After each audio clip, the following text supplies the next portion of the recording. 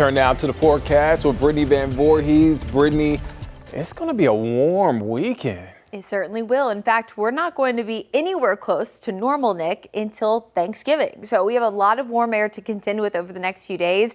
Now, we also are tracking an air quality alert right now. Our air quality index is orange, code orange, which is considered unhealthy for sensitive groups. So think folks with respiratory issues such as asthma, young children, the elderly. That is at least through tonight. And part of the reason is our dense cloud cover we've had overhead, temperature inversion, keeping everything kind of trapped near the ground. And when I mean everything, that means things like particle pollutants, like dust, like smoke, especially with the prescribed burns over the last few days. And also the fact that we had a wildfire just a few days ago up in the mountains and foothills. So again, all of that kind of lingers in the atmosphere. And when the temperature inversion doesn't exist, it's released back and it mixes in with the wind. But when it's trapped near the ground, we often talk about this too when it's the 4th of July, we're talking about fireworks smoke, or we're talking about really, really loud thunder. When that happens, everything again kind of holds strong. Same thing like we talked with a blanket, everything kind of gets trapped right underneath. Now tomorrow things are going to improve even with the cloud cover lingering for the first half of the day, and we should be back in our green category for the rest of the week, really with the exception again of tomorrow morning.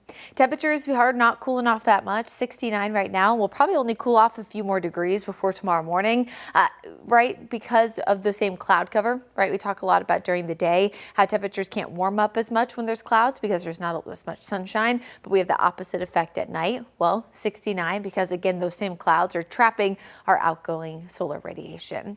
As we enter the overnight hours, we're also going to see clouds and rain mixing in across the region. So we've seen a few rounds so far today of drizzle, but notice the energy shifting in here from the south as well as from the west over Kentucky and Tennessee. That eventually reaches us mostly in the form of light to moderate rain, but a few isolated thunderstorms are possible, especially midday and early afternoon tomorrow. So let's check out Futurecast. I'm going to step off for a second so you can see the wide range here of our viewing area. Remember, we're going from the mountains all the way to the sandhills.